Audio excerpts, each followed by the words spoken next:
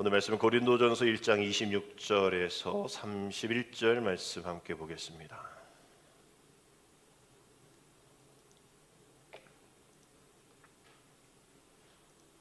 한 목소리로 읽습니다. 형제들아 너희를 부르심을 보라. 육체를 따라 지혜로운 자가 많지 아니하며 능한 자가 많지 아니하며 문벌 좋은 자가 많지 아니하도다.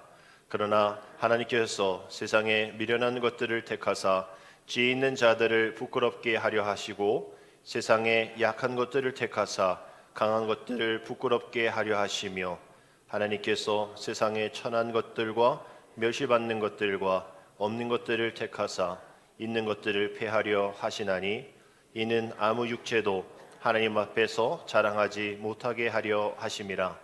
너희는 하나님으로부터 나서 그리스도 예수 안에 있고 예수는 하나님으로부터 나와서 우리에게 지혜와 의로움과 거룩함과 구원함이 되셨으니 기록된 바 자랑하는 자 주 안에서 자랑하라 함과 같게 하려 함이라. 아멘.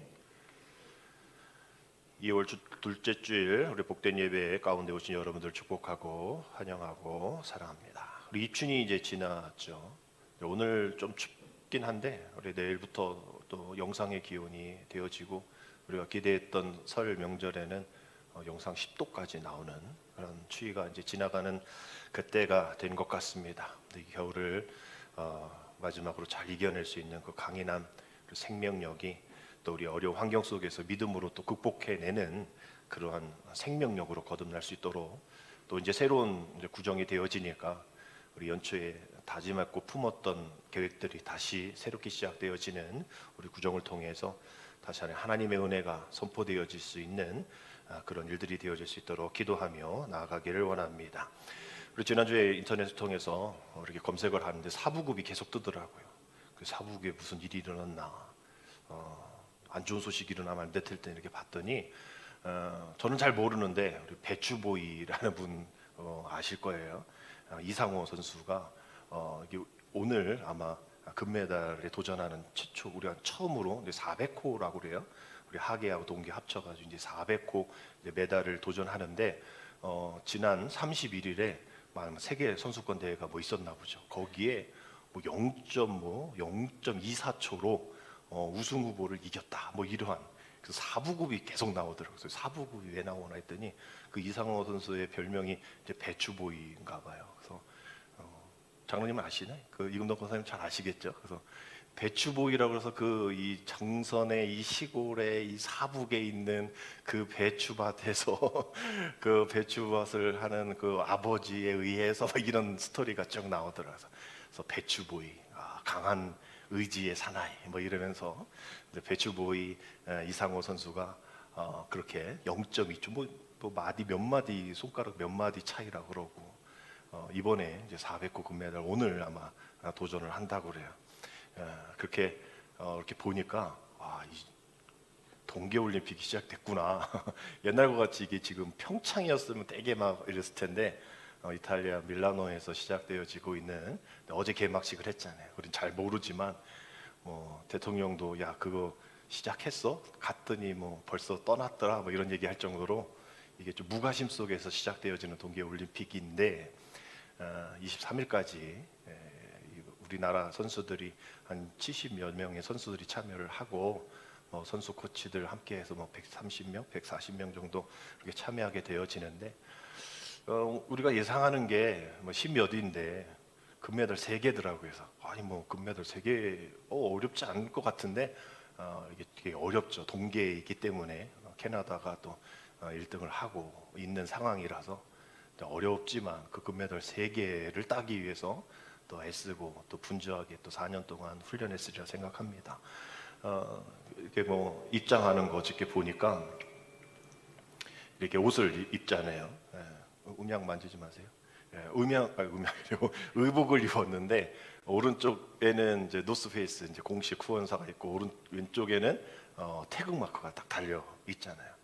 하얀색으로 입었던 그 단체복 또 대표 의복이잖아요. 뭐 등산복이잖아요. 아웃도어니까 노스페이스 그 옷을 입고 등산하려고 간 게 아니잖아요. 이 나라의 대표성을 가지고 저 국가에서 제공한 그 유니폼을 입고 그 나라를 대표하면서 23일까지 애쓰면서 그 경기를 임할 겁니다. 자신의 태극기를 바라보고 또 상대방의 국기를 바라보면서 뭐 분명 실력 차가 있죠. 그러니까 금메달 3개 그거 못 따가지고 우리가 그 애쓰는 거 있는 거 아닙니까? 분명 실력 차가 있다 할지라도 이제 포기하지 않고 뭐 우리야 뭐 겨울이 있지만 또 아프리카나 겨울 없는 그 나라에서는 더 힘든 그런 상황들일 텐데 그래도 아낌없는 그런 박수를 보내야 합니다.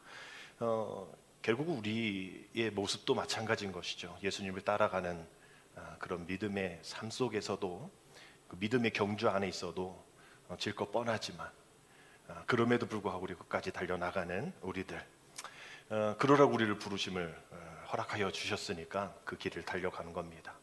1968년에 이 올림픽에서 멕시코 시티 올림픽이었는데 아프리카 선수, 탄자니아 선수인데 그 선수가 유력한 마라톤 우승 후보예요. 그런데 가다가 엎어져가지고 머리, 어깨, 팔, 다리 막 깨지고 막 그래서 도저히 뛸 수가 없는 상황에 처했는데 막 붕대를 칭칭 감고 끝까지 그래 달렸단 말이에요. 우승 후보가 그렇게 순위에는 들지 못했겠죠. 그래서 끝까지 달리는 그 모습 보고 기자들이 그 아쿠아라는 그런 분인데 아쿠아리라는 분한테 기자가 묻습니다. 아니 뭐 이렇게 열심히 달립니까? 그렇게 달릴 수 없는 환경 속에 있었을 텐데. 근데 그 아쿠아리가 얘기하죠. 우리나라가 저를 이곳에 한 4천, 5천 마일 떨어진 이곳에 보내준 이유는 그 출발선에서 그냥 돌아오라는 것이 아니라 어떻게 하든지 그 결승전까지 가라고 나를 후원하고 보내준 것이기 때문에 내가 어떤 상황이든지 결승전을 통과해야 됐다는 그런 마음으로 내가 꼴찌였지만 꼴찌로 돌아왔지만 그럼에도 불구하고 내가 나아갑니다. 그 결승전을 통과했습니다라고 이야기했더라고요. 그래서 아마 2000년인가요? 시드니 올림픽에서 마라톤 시상 메달 수요자로 초청이 돼서 위대한 꼴찌 이런 명칭으로 이 선수가 그렇게 되었었어요. 그렇게 오늘도 또 시작되어지는 동계올림픽을 통해서 또 이런 마지막까지 끝까지 열심을 다하는 그 믿음 경주자를 보면서 우리도 경주하는 사람들이잖아요. 예수 그리스도의 심장을 갖고 있는 우리 믿음의 대표 선수들이잖아요. 그러니 우리는 어떻게 해야 됩니까? 출발선에서 또 가다가 엎어진다고 돌아서야 될까요? 아니죠. 주님 우리를 어디까지? 결승전까지 가라 말씀하시는 그 사명으로 우리를 불러주셨기 때문에 또 기도하는 후원, 또 기도하는 동역자가 있기 때문에 우리는 포기하지 말고 우리는 끝까지 우리는 달려가야 합니다. 그 말씀이 디모데후서 4장 7절 8절에 있죠. 우리 잘 아는 말씀인데 우리 함께 같이 읽겠습니다. 나는 선한 싸움을 싸우고 나의 달려갈 길을 마치고 믿음을 지켰으니 이제 후로는 나를 위하여 의의 면류관이 예비되었으므로 주 곧 의로우신 재판장이 그날에 내게 주실 것이며 내게만 아니라 주의 나타나심을 사모하는 모든 자에게도니라. 아멘. 그 믿음의 결승전을 향해서 나아가는 것이 우리의 목표인데 주님은 더 얘기하시는 거죠. 믿음의 선진들은 더 얘기하는 겁니다. 그 이후로 우리가 어디까지 나가야 되냐? 의의 면류관을 받을 때까지, 의로우신 재판장이 주님 앞에 설 때까지 우리는 그 끝이 아니라는 거예요. 우리는 마지막까지 끝까지 그 주님을 만나는, 주님이 우리를 부르시는 그곳까지 달려가야 할 사명자인데 너 혼자 갈 거냐? 안 된다는 거예요. 같이 주의 나타나심을 사모하는 모든 자와 함께 그 길을 걸어가야 한다라고 이야기하고 있습니다. 결국 우리가 주님이 원하시는 그 기대하심은 어떤 성공, 1등 이걸 원하는 것이 아니라 끝까지 견디는 그 믿음의 순종인 것이죠. 이 경기들이 끝나면 패럴림픽이라고 장애인 올림픽이 또 있습니다. 그러면 시각 장애인들이 모든 것들을 또 하기가 어렵잖아요. 또 다른 신체 장애인들도 마찬가지지만 이렇게 마라톤 같은 육상 경기를 보면 혼자 뛸 수 없으니 옆에 같이 뛰는 그 가이드 러너라는 분이 붙습니다. 그래서 끈을 묶고요. 이걸 테더라고 하는데 그 테더 한 30cm 되는 그것을 이제 묶고 달립니다. 그래서 끌어주기도 하고 말해주기도 하고. 근데 결승전에는 이 가이드 러너가 먼저 가면 안 되죠. 선수가 먼저 골이 나게끔 하는데 우리 믿음의 경주에도 마찬가지죠. 우리 가이드 러너 대신 우리 주님께서 앞을 제대로 못 보는 우리를 함께 그 결승전까지 갈 수 있도록 이끌어 주신단 말이에요. 그래서 혼자의 믿음의 경주는 결코 혼자 뛸 수 없다. 함께 해라. 주의 나타남을 사모하는 모든 자와 함께 그 믿음의 경주를 해야 한다. 너 혼자 아니야. 믿음의 경주 가운데 우리의 가이드로 되신 주님이 있어 라고 이야기하시는 거죠. 그래서 끝까지 그 경주를 마쳐야 한다라는 거예요. 우리는 그 믿음의 경주를 끝까지 마치기 위해서 우리에게 필요한 것이 있겠죠. 분명 오늘 결승 또 뭐 메달권 순위 진입 이분들이 엄청난 많은 그 에너지를 쏟고 또 훈련의 루틴이 있었겠죠. 그래서 오늘 그것을 잘 감당하실 텐데, 그럼 우리 믿음의 경주자들은 어떤 것을 가지고 달려가야 할까? 성경은 빌립보 4장 11절에 13절에서 그 믿음의 경주에서 필요한 것은 자족이다라고 얘기합니다.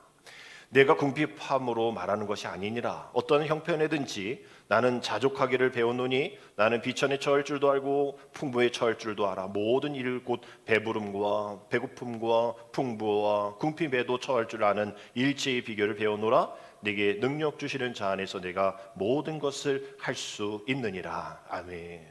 우리가 23절을 잘 알죠. 내게 능력 주신 자 안에서 모든 것을 할 수 있다. 이 말씀만 우리가 알고 있는데, 이 말씀 전에 우리의 모든 삶은 자족을 배워야 한다라고 얘기합니다.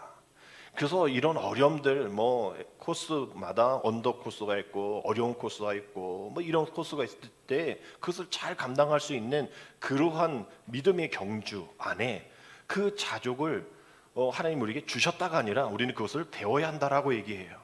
그래서 그 믿음의 경주 안에 그 자족을 통해서 믿음의 경주를 끝까지 함께 나아갈 수 있을 것이다. 그래서 내게 능력 주시는 자 안에서 내가 모든 것을 할 수 있다라고 고백하는 것이죠. 그 자족의 삶 가운데 우리의 필요한 것은 무엇일까? 결국 비교하지 않는 거죠. 하나님이 지금 내게 허락하여 주신 것이 가장 귀한 것이고 내게 가장 맞는 것이고 내게 가장 필요한 것이다라는 것을 알 수 있는 그런 자족함. 이것을 우리가 갖고 있어야 믿음의 경주를 끝까지 완주할 수 있다라는 거예요. 왜 우리가 늘 비교합니까? 내게 만족함이 없는 거죠. 주님이 이것보다 더 주실 거라는 생각, 주님이 나를 이 정도로 생각하지 않으실 거야 라는 어떤 자만심이 있다는 거죠. 그러나 우리 주님은 우리에게 필요한 것을 주셨고 또 앞으로도 그러실 거라는 거예요. 더 많이 달라 해도 주님이 우리가 그것을 주시면 우리가 교만해지면 안 주시는 거죠.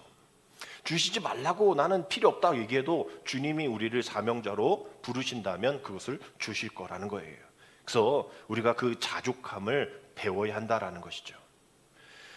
만족하지 못한 그 삶 속에 더 만족을 원하여서 서로 자신의 만족을 채우려고 하니까 서로 원망하게 되어지고 남을 탓하게 되어지고 그래서 그 공동체가 분열에 임하게 되어지는 겁니다.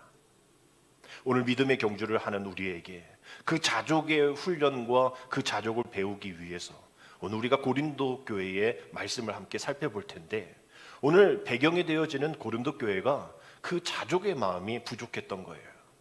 고린도는 주전 44년에 로마에 의해서 재건되어질 때에 뭐 지금에 있는 이런 어떤 신도시를 만든 것이 아니라 그 본토 로마에서 쫓겨난 그 해방 노예들, 그 사람들이 주축이 되어서 세운 도시입니다. 마치 지금 우리 성남을 보면, 여러분 성남의 그걸 아시죠? 청계천에서 판자촌에서 사람들 내보내서 성남으로 이렇게 보냈단 말이에요. 저는 성남 옆에 광주에서 살았는데 성남을 가면 이렇게 뭐 언덕이 되게 많아요. 근데도 사람들이 거기에 많이 삽니다. 뭐 그 언덕을 다 자기들이 깎아냈고 그곳에서 촘촘하게 사람들이 살고 있었던 거죠. 그래서 그렇게 지금도 분양을 또 그렇게 하기도 하고 말이죠. 근데 지금 성남이 분당을 품고 있잖아요. 분당은 나 성남하고 상관없다 하지만 하여튼 성남 안에 이제 분당이 있단 말이죠. 천국 밑에 분당 뭐 얘기할 정도로 성남이 이렇게 많이 성장했단 말이죠. 그래서 성남시청에서도 뭐 대통령 또 출신 또 시장도 나오기도 하고 말이죠. 그거와 마찬가지로 이 고린도가 그렇게 해방 노예들로 시작되어진 그런 곳이었는데 항구 도시다 보니까 상업이 막 발전하고 말이죠. 또 그 사람들이 막 이제 자수성가하고 뭐 이렇게 돼서 이제 먹고 사는 것에서 이제 해방이 되었어요. 이제 그들이 관심사는 이제 지식입니다, 지혜입니다. 그래서 그쪽으로 옮겨지게 되어지는 그런 과정 속에서 그 어떤 철학을 자랑하는 도시가 되어버렸어요. 그래서 그리스 문화권에 있었던 이제 고린도가 어떤 철학, 변론, 웅변술, 수사학 뭐 이런 것이 너무나 많아지고 또 그것을 뭐 숭배하기까지 하는 그런 상황까지도 가게 되었습니다. 그래서 금메달을 놓고 막 경쟁하듯이 누가 더 논리적인가, 누가 더 철학적인가, 누가 더 연변이 좋은가, 이것으로 인하여서 어떤 사람의 가치를 이제 결정하는 그 시대가 되어버린 거죠. 어떤 그 사람의 인격과 됨됨이가 그 사람을 결정하는 것이 아니라, 야, 저 사람 정말 논리적이야, 저 사람 정말 철학 많이 알고 있어, 야, 저 사람 어떻게 저렇게 화려하게 말을 할 수 있지? 이런 것이 그 사람의 가치를 정하는, 그렇지 않으면 사람으로서 인정받지 못하는 그런 시대가 되었다는 거죠. 그러니 얼마나 그 뜨거운 전쟁터가 되었을까요? 자칭 지혜롭다는 그런 철학진을마다 자신의 어떤 것을 내세우고 어떤 이 제자들을 막 양성해내고 말이죠. 그래서 누가 더 논리적인가, 누가 더 화려한가, 이런 것을 쫓아가는 그런 계파들이 생겼단 말이죠. 근데 이것이 교회 안에도 들어오게 됩니다. 교회 안에서도 역시 누가 더 말 잘하나, 누가 더 정치적인가, 누가 더 논리적인가, 누가 더 철학적인가, 이런 자부심을 표현하는 그런 경연장으로 되어버렸어요. 세속적인 가치가 들어온 거죠. 그러다 보니까 고린도서 1장 12절에 이렇게 얘기했죠. 내가 이것을 말하거니와 너희가 각각 이르되 나는 바울에게, 나는 아볼로에게, 나는 게바에게, 나는 그리스도에게 속한 자라 한다는 것이다. 그런 파가 생긴 거예요, 교회 안에서도. 그래서 자기 지도자의 이름을 내세워 파별 만들고, 저쪽 파가 뭐 말을 잘못해, 논리가 맞지 않아, 이것이 이제 세상적인 얘기가 아니라 복음적인 얘기를 할 때도 누가 더 지혜로운 복음인가, 누가 더 지혜롭게 그 복음을 전하는가, 아니 그게 어디 있어요? 말씀 안에 그 말씀이 진리인데 그것을 가지고 내가 얘기하는 게 맞아, 그것을 가지고 내가 얘기하는 게 맞아라고 파벌이 생겼다라는 거예요. 그것이 어떻게 이 일들이 일어나는가, 또 그렇게 파벌이 생길 수 있는가. 그 교회 안에는 아까 말씀드렸듯이 그러한 어떤 정통, 가문, 혈통 이로 내세울 수 있는 사람들이 교회 안에는 별로 없었거든요. 교회는 노동자가 있었고 노예가 있었고 지금과 같은 소상공인들이 대부분이었는데, 그 고린도 교회 안에 그 사회적인 주류라고 생각하는 그 사람들이 들어오고, 왜냐하면 사회적으로 그들이 뭘 내세울 수 없으니 그 내세울 수 있는, 자기 것을 자랑할 수 있는 곳이 교회가 되었던 거예요. 교회는 그런 사람들이 없으니까 자기가 자랑하면 1등이 돼버리는 그 교회니까 그런 사람들이 들어오고 그 사람들이 줄 서는 그런 교회 공동체가 되어버렸다는 거예요. 그래서 오늘 26절에 보니까 형제들아 너희를 부르심을 보라. 너희들 지금 상황을 봐봐. 육체를 따라 지혜로운 자 있어? 않잖아. 많지 않잖아. 능한 자가 많지 않고 문벌 좋은 자가 많지 않잖아 라고 이야기하면서 그 사회적으로 우리가 초라하다라는 것을 이야기합니다. 비천하잖아. 우리가 없음으로 우리가 선택받았지, 우리가 뭐가 잘나서 우리가 선택받은 것 아닌 그 시작, 그 존재의 의미를 알아야 해. 그 사회적인 신분이 예수 그리스도 안에 있음을 찾도록 노력해야 되라고 이야기하면서 오늘 말씀을 시작하는 것이죠. 그 고린도 교회 안에, 성도들 안에 그 복음이라는 것이, 아까 그 성담과 분당의 이 바운더리를, 이 분당 사람들은 이제 성남에 속해 있는 것을 싫어하고, 저희도 이제 광주에 살 때 우리 아들은 성남으로 학원을 보냈는데 성남에 있는 애들은 분당으로 학원을 보내거든요. 그래서 이제 자리가 있어서 갈 수가 있었단 말이죠. 분당에 있는 애들은 또 뭐 서울 지역으로 가겠죠. 가까운 거리니까. 그러한 것처럼 이 교회 안에도 복음이란 것이 세상의 지혜 안에 속해 있다고 생각을 하는 거예요. 성남이 크고 그 안에 분당이 있는데 내가 분당이고 성남은 아무것도 아니라고 얘기하는 거 똑같은 거죠. 분명히 세상의 지혜 안에 조그맣게 있는 복음이 아닌데도 불구하고 그렇게 애쓰려고, 그렇게 노력하려고, 그것을 증명해내려고 애썼던 고린도 교회였다는 것이죠. 그래서 바울은 이러한 문제를 좀 뿌리 뽑기 위해서 꺼낸 것이 바로 십자가의 도입니다. 지금 분열의 원인이 뭐예요? 누가 더 지혜로운가? 누가 더 그 복음을 논리적으로 설명하는가? 그거 아니잖아요. 세상에 하는 그런 방식대로 이 하나님의 진리의 도를 얘기하면 안 되죠. 왜? 하나님의 진리의 말씀은 오직 하나, 그 말씀 앞에 있기 때문입니다. 누구의 어떤 것이 더 잘났다라고 이야기할 수가 없는 것이죠. 그리고 지혜로, 이 십자가의 지혜는 세상에 미련한 것이다라고 얘기를 해버리잖아요. 어디 말씀이죠? 우리 읽지 않았지만 앞에 있는 18절 19절에 이렇게 되어 있습니다. 우리 잘 아는 말씀이니까 우리 함께 읽겠습니다. 십자가의 도가 멸망하는 자들에게는 미련한 것이요 구원받는 우리에게는 하나님의 보다 능력이라 기록된 바 내가 지혜 있는 자들의 지혜를 멸하고 청명한 자들의 청명을 패하리라 하였다라고 얘기되어 있어요. 십자가의 도가 멸망하는 자들에게는 미련한 것이지만 우리에게 그 십자가의 도는 구원받는 우리에게는 뭐다? 하나님의 능력이다라고 얘기해요. 지금 세상의 것과 다르다라고 얘기를 합니다. 세상의 지혜를 이렇게 폐기하는 선언을 하면 세상의 사람들이 그 바울을 또 그 고린도 교회 성도들을 더 힘들게 하겠죠.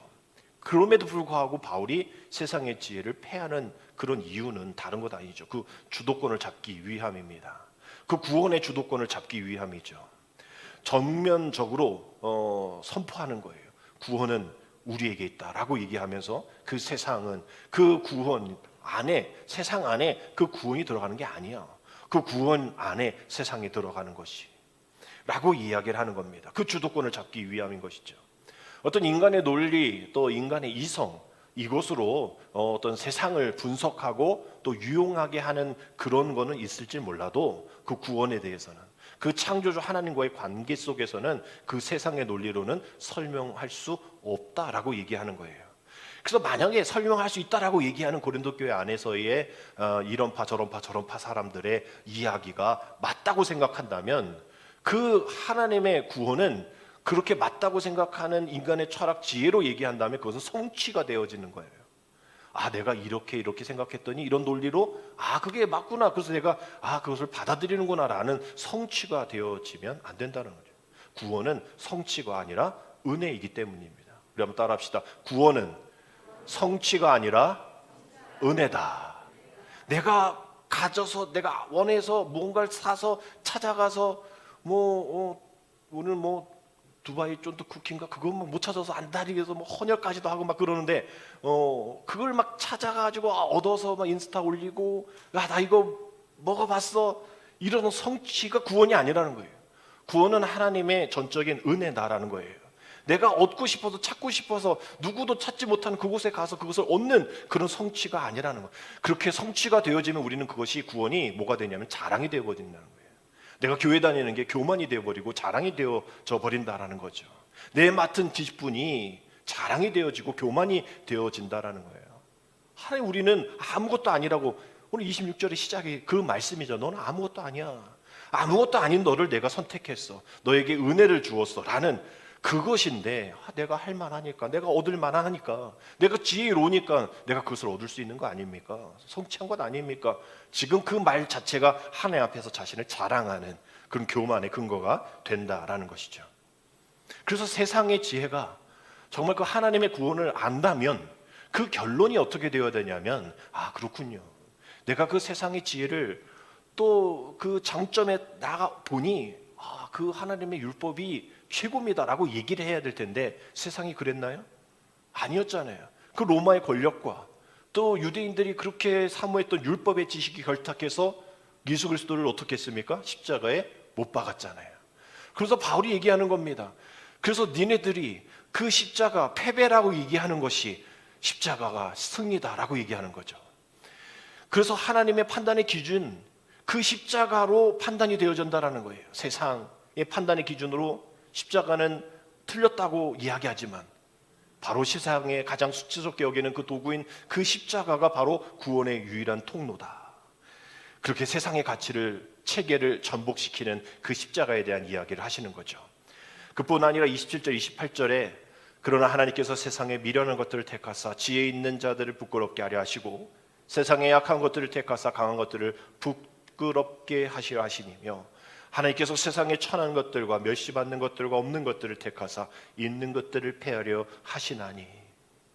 화려한 고린도 세상에서 아무것도 아닌 자들을 택하셔서 있는 자들을 부끄럽게 하신다는 바울의 주장이 지금 복음이라는 것이 이 세상의 어떤 신분을 역전시키는 것이 아니라, 즉 교회 나가면 내가 세상에서 떵떵거리면서 살아갈 수 있는 신분체계가 바뀐다가 아니라 그 세상이 신분체계로 아까 말한 그 사람의 됨됨이가 철학적이고 논리적이고 언변이 되어야만 그 사람의 가치가 인정받는 그러한 것이 아니다는 것을 알게 해주는 그 세상의 그런 체계를 무너뜨리는 그런 것이 바로 하나님이 있는 자들을 하나님께서 패하시는 그러한 모습 속에서 있는 것이다라고 얘기하는 거예요. 그래서 미련한 것들, 또 뭐라고 되어 있습니까? 약한 것들, 또 천한 것들, 그리고 마지막 결정적으로 뭐라고 돼요? 없는 것들을 택하셨다라는 거예요.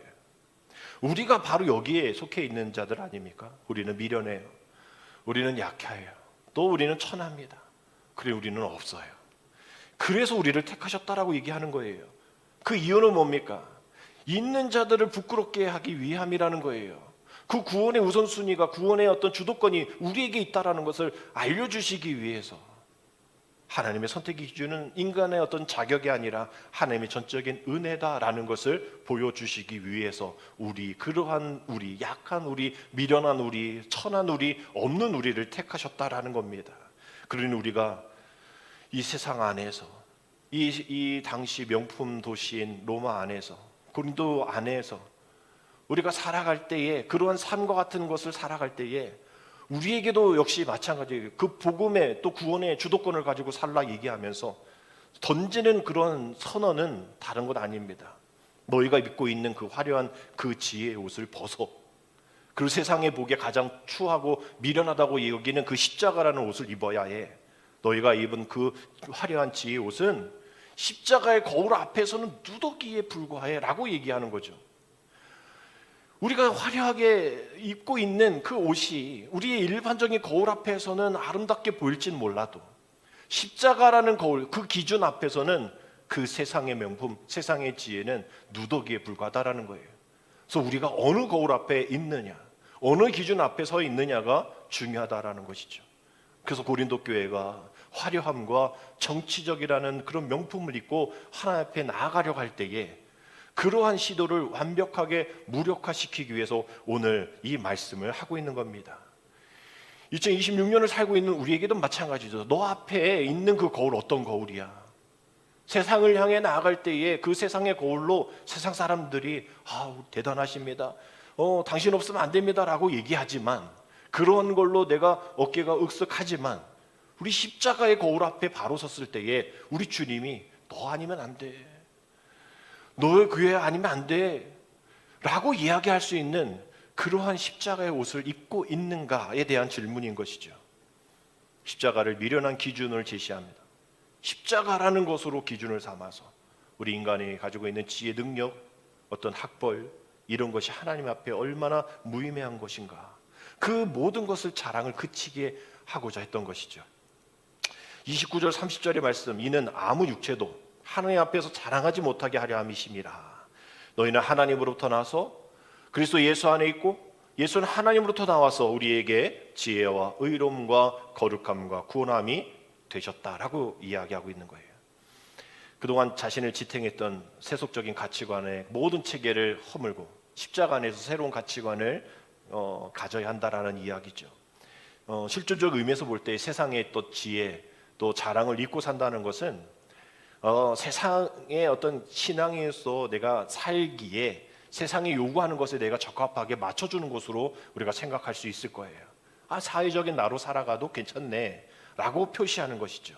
그러나 성경은 이러한 영적인 그 비밀에 대해서 갈라디아서 3장 23절에서 이렇게 고백을 합니다. 믿음이 오기 전에 우리는 율법 아래 매인바되고 계시될 믿음의 때까지 갇혀 있었다라고 얘기하면서 그 뒤 26절 27절에 이런 말씀합니다. 우리 함께 읽겠습니다.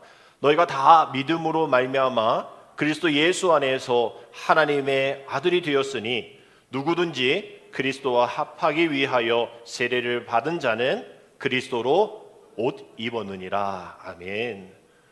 누구든지 그리스도와 합하기 위하여 세례를 받은 자가 그리스도의 옷 입은 자다라고, 십자가의 거울 앞에 온전한 옷을 입은 자다라고 이야기를 하고 있는 겁니다. 그러니까 너희가 겉된 옷을 이제 벗어버리고 십자가의 옷으로 입어라라는 권면인 것이죠.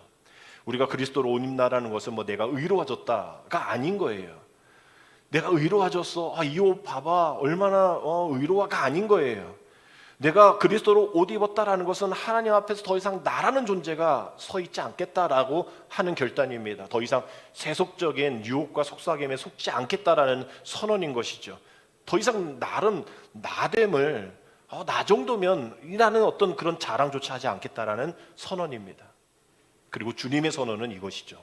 네가 세상의 옷을 벗어도 그 그리스도의 옷 입으면 너의 그 존재가 무너질 것 같지만 절대 내가 무너지지 않도록 내가 책임지겠어라는 주님의 선언인 것이죠. 그러니 그 옷을 우리는 입어야 합니다.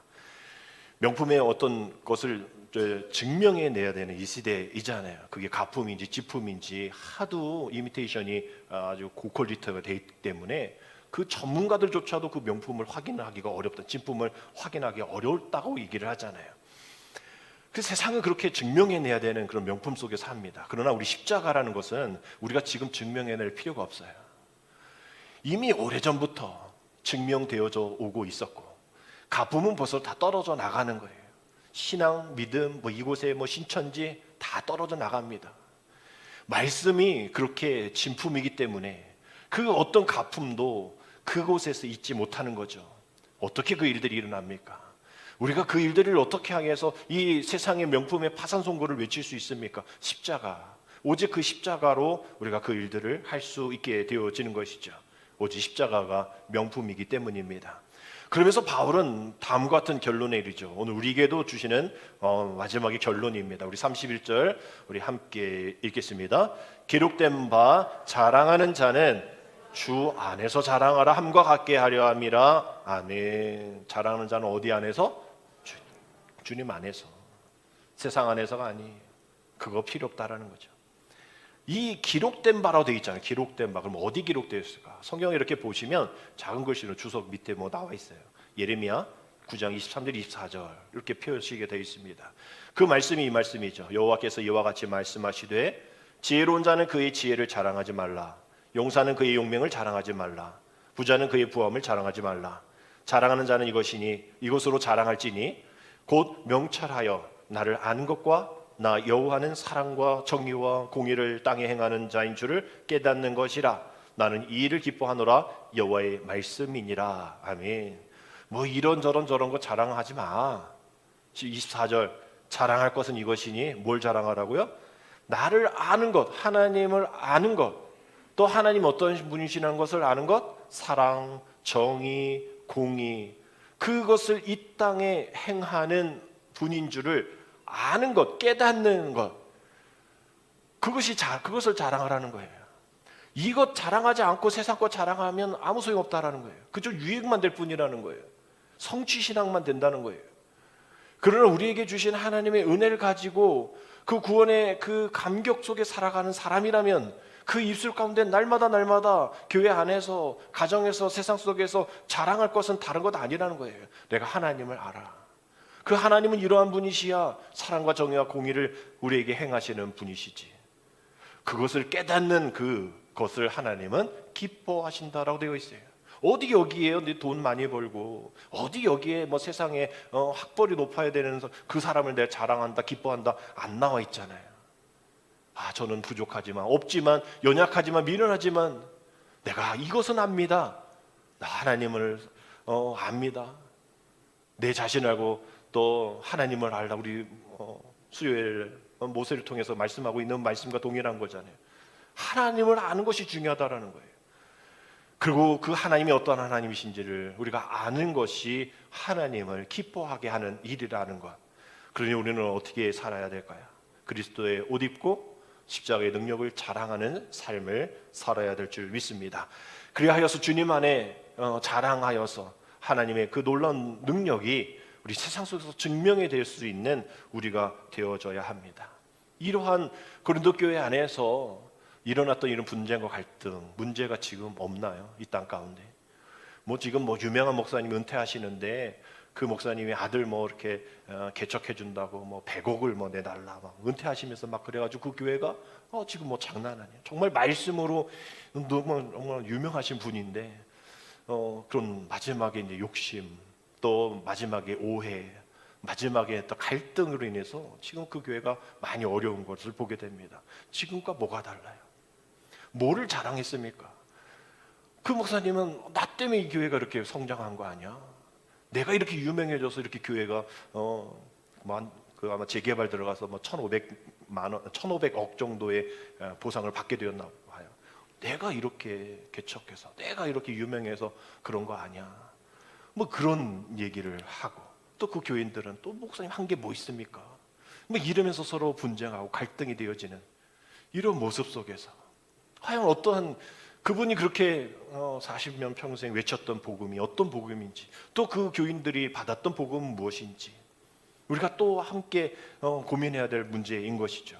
세상적인 어떤 경험과 지식, 또 경영 논리가 교회 안에 들어와 버리면 복음은 사라지게 되어지는 거예요. 세상의 경험이 더 힘을 얻게 되어지는 겁니다. 그 세상에 힘 있는 누군가가 뭐 강남에 있는 교회니까 얼마나 또 배경의 백그라운드가 좋은 사람 많겠습니까? 그러한 자신의 주장이 수용되지 않으면 분노하고 갈등하고 다툼이 일어나는 그 일들은 아주 지금 많은 교회들이 일어나고 있는 것이죠. 마치 신앙의 스토리가 영웅담처럼 들려지고, 그래서 많은 사람들이 그것을 추앙하고 그것을 따라가고, 그것이 성공담이 되어서 마치 아름다운 신앙의 어떤 성공이처럼 미화시키고 그것에 과장이 되어지고, 그것을 사람들이 막 동조하고 참여하고 후원하는 그런 일들이 지금 많이 일어나고 있다는 거예요. 그래서 루터는 인간의 어떤 이런 영웅적인 면이 드러나면 드러날수록 하나님의 은혜는 가려진다라고 얘기했고요. 마이크 호든이라는 분은 현대교회를 향해서 이렇게 얘기합니다.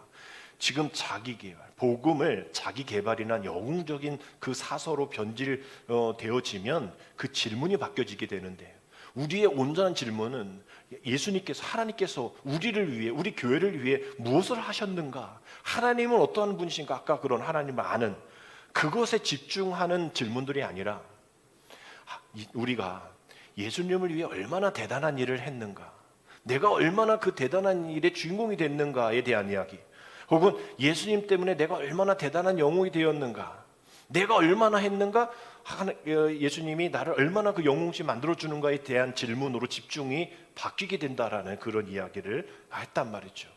결국은 내가 나를 증명하려는 그런 비본인적인 본래적인 그런 삶을 멈추고, 우리에게 의로움은 없다, 내가 구원받을 수 있는 자격은 없다라는 그 겸손함 속에 있지 않으면 이러한 고린도 교회 문제가, 이러한 강남에 있는 교회 문제가 우리의 문제가 되어질 수 있다라는 거예요. 그래서 우리는 그리스도의 옷 입어야 하는, 누가 뭐 입지 말라고 해도 우리는 무조건 입어야 되는 그 옷을 입고, 화려하진 않아도 세상에서 너는 미련해라고 얘기할지 몰라도, 아까 말씀드렸지 그 세상은 우리를 미련하게 볼지 모르지만 우리가 그리스도의 옷을 입고 나가면 그것이 바로 하나님의 능력이 된다라는 것을 우리가 당당하게 자신감을 가지고 본래적인 존재로 나아간다면, 우리의 존재는 원래 낮아지는 거죠. 낮아져 섬기는 거죠. 성공의 노래가 아니라 희생의 섬김과 또 하나님의 지혜를 발견하는 그런 은혜 가운데 나아가는 어쩌면 거룩한 바보들 아닙니까? 우리가 주 안에서, 오늘 마지막 말씀 주 안에서 자랑하는, 우리가 자랑하고 싶죠? 우리 주 안에서 자랑합시다. 내가 믿음 생활 오늘 이렇게 했다고, 한 주 동안 내가 기도했더니 하나님 이런 은혜가 있었다고, 내가 정말 이 말씀을 듣고 그 말씀으로 한 주 동안 이렇게 살아봤더니 정말 승리했다라고 정말 주님 안에서 자랑할 수 있는 일들이 일어날 수 있기 위해서 새벽마다 누워서 기도하시고, 이 출애굽기를 통해서 모세를 그렇게 5번이나 나면 안 됩니다, 하나님이 그렇게 넌 할 수 있어, 내가 도와줄게 하면서도 마지막에 다른 사람 쓰세요 라고 얘기하고 헛사람에게 만들어버리는 그 모세라도 하나님 쓰시는 그 은혜의 말씀을 여러분들이 받고 그렇게 살아갈 수 있도록, 그러한 거룩한 주님 안에 자랑할 수 있는 말씀이 내 안에 있어야죠. 말씀이 내 안에 없으니 세상의 것들이 너무 많이 들어와 있는 거예요. 세상의 어떤 영성들이 너무 많이 들어온 거예요. 우리 지난주에 우리 신의 악단 봤잖아요. 어제 우리 또 감독님 만나고 이렇게 식사할 일이 있었는데 감독님은 안 보셨더라고. 그러니까 옆에 있는 목사님들이 감독님이 그걸 안 보실 수 있냐고, 우리 연애를 책임지실 감독님이 그걸 보셔야지, 그 어떤 내용인데, 아유 자 이렇게 꼭 보시라고, 우리 다 봤다고. 본 사람 손들어니까 거기 있는 사람 다 봤더라고요. 저도 정말 우리 세상에 많은 영상들, 많은 어떤 이데올로기들이 쏟아져 나오잖아요. 근데 우리는 지난주에 또 힘들지만 또 고안시네마 가서 봤잖아요. 또 그런 여운들이 있잖아요. 그렇게 하나님이 그 북한 땅에서도 역사하시고 계시는구나, 지금도 그 말씀 가운데 승리하기 위해서 애쓰시는구나. 그렇다면 우리가 어떤 일들을 나아가야 하는지, 한 주 동안 주님과 전혀 상관없는 삶 속에 있다가 주일에 와서 주여 하면 그게 주님 안에서 자랑하는 것인지 우리 다시 한번 살펴봐야 합니다. 주님이 정말 기뻐하실 일인지 살펴봐야 한다라는 것이죠. 우리가 다시 한번 세상의 옷이 아닌 그리스도의 옷 입은 자들, 십자가의 거울 앞에 우리가 서 있는 우리라면 우리가 세상에 서 미련한 그런 소리 들어야죠. 쟤는 왜 저렇게 즐거워? 왜 저렇게 기뻐? 왜 저렇게 손해봐? 그런 얘기를 좀 들어야 되지 않을까요? 미련하다는 얘기를 좀 들어야죠. 그게 하나님의 능력이라고 얘기했으니까. 그러려면 우리가 기도해야 되고, 그러려면 말씀 봐야 되고, 그러려면 내가 있는 삶의 곳곳에서 정말 거룩한 바보들이 되어서 주 안에서 자랑하는 그런 기쁨이 충만한 우리 모두가 되어야 될 줄 믿습니다. 우리 한 주 동안 그러한 거룩한 바보들 되어서 우리 다른 것이 아닌 세상의 명품 입고 또 세상의 가치관 기준으로 으스득대는 우리가 아니라 우리 십자가의 옷을 입고 주님의 능력으로 주님께 기쁨이 되어지는 주님 안에 자랑하는 기쁨이 충만한 우리 되어지기를 주님의 이름으로 축복합니다. 기도드립니다. 하나님, 그동안 세상의 지혜를 입어야 안전하다고 믿었던 우리의 미련함과 남들보다 더 유능해 보여야 하고 더 세련된 논리를 가져야 하며 끊임없이 나의 가치를 증명해내야만 하는 이 피로 사회의 노예로 살아왔던 우리를 용서하여 주옵소서. 신앙마저도 나의 의로움을 치장하고 자랑하고 화려한 장신구로 삼으려 했던 우리 교만함을 용서하여 주옵소서. 이 시간 우리가 의지했던 그 무거운 갑옷을 십자가 앞에 내려놓습니다. 세상이 미련하다고 비웃는 그 십자가가 사실은 우리를 살리는 유일한 하나님의 능력임을 고백하며 승리하며 살아가는 우리 모두 되게 인도하여 주옵소서. 예수님의 이름으로 기도드립니다. 아멘.